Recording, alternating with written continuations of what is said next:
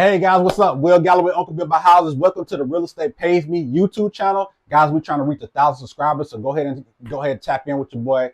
Hit that subscribe button, hit the notifications for the next video. But today we're going to be talking about how to properly screen Section 8 tenants the right way. Go ahead and tap in. We're finna get into it right now. I've been blessed to make some money off of real estate. Subscribe to the channel, I can show the way. Uncle Bill buy houses, let them demonstrate. Uncle Bill buy houses, let them demonstrate. Real estate crazy, know that God made me. Real estate pay me, real estate pay me. Tune in now. Real estate pay me, real estate pay me, real estate pay me. Galloway, Uncle Bill by Houses, we back, and we're going to be talking about how to screen tenants, whether you're using regular tenants. I prefer Section 8 because that's my strategy, but we're going to break down some of the things. I got my notes today like I always do, but I want to make sure I give you guys the best information possible for this particular topic. So let's get into it. So first thing first, the reason why I feel that, it's very, very important to screen tenants is because, for one, you want to make sure that you're getting the right person in your house.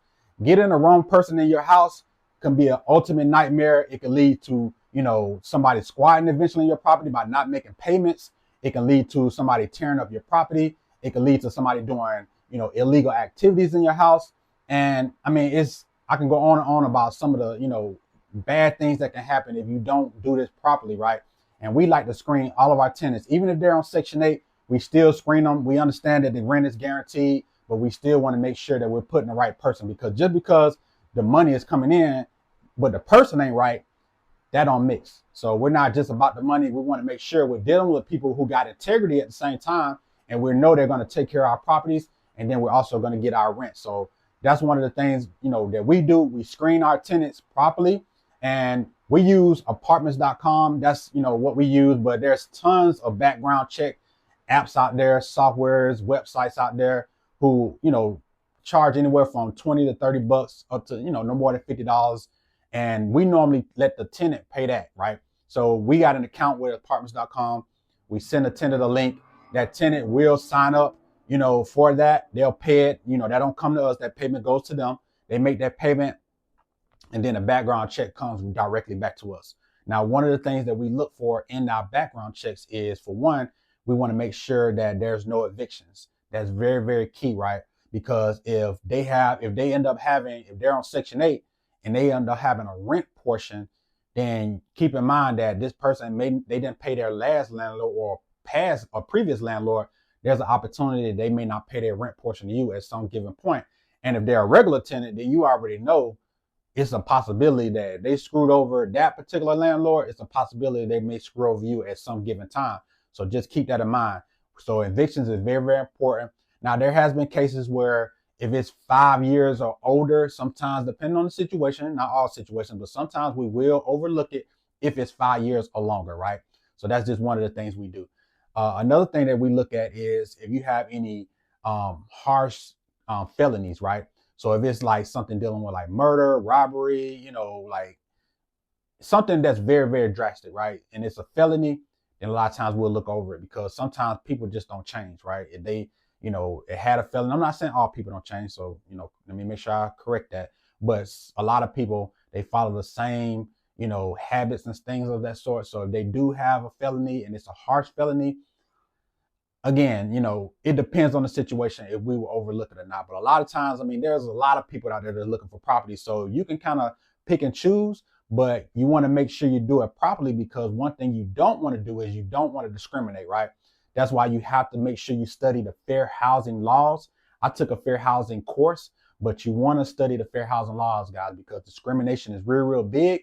And a tenant, even if they don't live in your property, even if they're just trying to apply for your property, if they find any way and they can prove that you are discriminating against them, they can take you to court and they can sue you, and they don't even have to be a prior tenant. So that's something you definitely want to pay attention to. Let's keep it going. So again, with that being said, you can't deny a tenant just because they don't have a voucher, or, race, ethnics, gender. Those are the type of things that come up when it comes to discrimination, right? And, of course, the those are the main things. As far as credit, we don't really look at credit as much because now we do look at credit if they are a paying out of pocket tenant, right? Because we want to make sure that, you know, they don't have bad credit, because that's an indication that this person don't prioritize paying their bills. So we look at that if they're a pay out of pocket tenant. If they are a Section 8 tenant, then yes, we will overlook the credit part, because we understand that housing is paying, you know, close to 80 to 100% of their rent amount. So we're not going to press it when it comes to credit. So I just want to touch on that as well. So that's what we do. That's what the background check comes in at. And we look at this for everybody, right? Another part of the screening is, one thing that we do as a company is we make sure that we make them fill out a landlord tenancy form, right? So this goes along with the application, and we charge, you know, hold tight.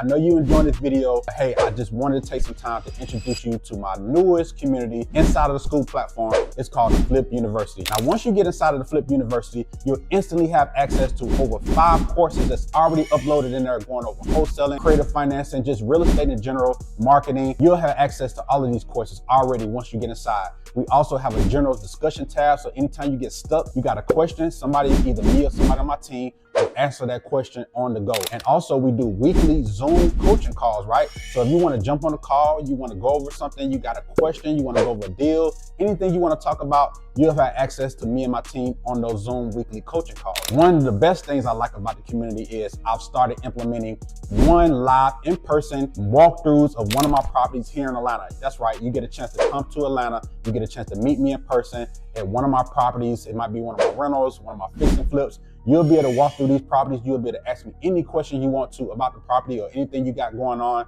This is what I have for you inside of the Flip University. Hands down, best thing going right now. If you want to get started, you get a chance to vibe and network with other like-minded individuals. So if you want to know a little bit more about the Flip University, click the link in the bio somewhere. You'll see the post. All right, get back to the video. Let's go. You know, $50 for application. That's totally up to you. Whatever you charge for your applications, that's negotiable, right? But we charge $50 separate from the $30 background check. So we charge $50 for application fee. And that application, you know, basically, you know what the application fee is, but and what that represents. But also we have a landlord tenancy form that's attached to it. Now the tenant has to give that to their prior or previous landlord, and that form is for the landlord to fill out. So we want to know, you know, what was their experience with the landlord? You know, what exactly, you know, did they pay rent? Were they current? Did they get evicted? Are they behind? You know, a lot of times the landlords, you know, we all, you know, together we try to support each other. So if they know it's a bad tenant, then they'll put down that it's a bad tenant. And it's up to you to do your due diligence to make sure that they fill out their proper landlord, because sometimes they might try to get slick and they might try to just write down anybody's name because they know you're going to call that person for a reference. And you want to make sure that it's the right landlord. And also, speaking of references, we make them put references on the application. We like to call in and find out, you know, what type of tenant they were. Tell us a little bit about them. What do you know about them? Are they a clean person? Do they, you know, do illegal activities? Like, we just try to just get, you know, not going too deep into it, but just asking, you know, common questions about that particular person. And then also, one of the things we just start implementing is we like to look at their current property, right? Wherever they currently live, we'll either do a walkthrough and try to see if they're allow us to come to their property to see where they live.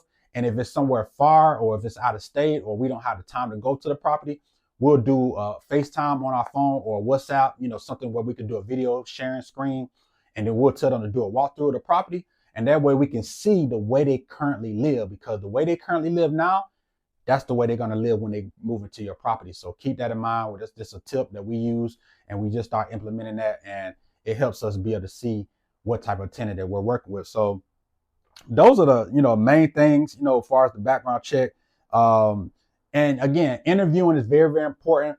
I like to meet my tenants in person. I like to talk to them on the phone. If I can't meet them at the house, I'll do a Zoom with them. I'll do an interview. The same way I'm interviewing them for a job, I'm interviewing them because you have to understand that that person is going to be living in your house for many, many years. That's the goal. Many, many years. You're not trying to get a quick turnaround. You're really saying, hey, this person might be in my house 5 to 10 years. So I want to make sure that this person has integrity. I want to have a conversation with them. I like looking people in the eyes, and I'm a very, very spiritual person, right?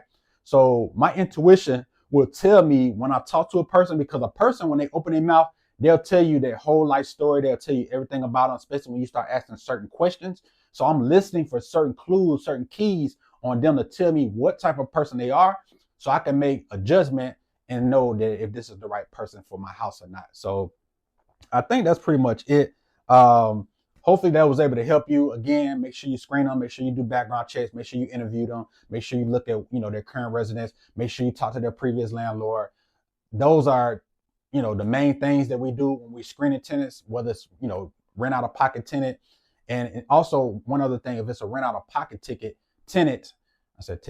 tenant, make sure that the income is matching. Make sure you check in their employment, their employer. You're getting in contact with the employer. You're checking to make sure that they're still currently working, making sure that you check bank statements to make sure they're making 3 times the rent income. That's what we check. So if it's a $1,500 a month rent, they got to be bringing in $4,500. That's 3 times the rent.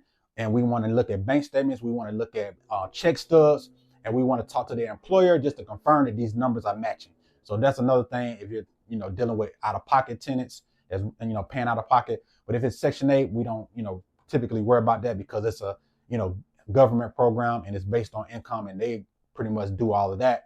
So thanks for watching, man. I'm so grateful. This is another episode, guys. We on the road to 1,000 subscribers. So please help me out. We just up and coming. We want to, you know, keep dropping you great content when it comes to real estate, whether it's wholesaling, fixing and flipping, rentals. I got experience in all of it, and I'm gonna keep dropping videos. So keep supporting the page. Just go ahead and subscribe.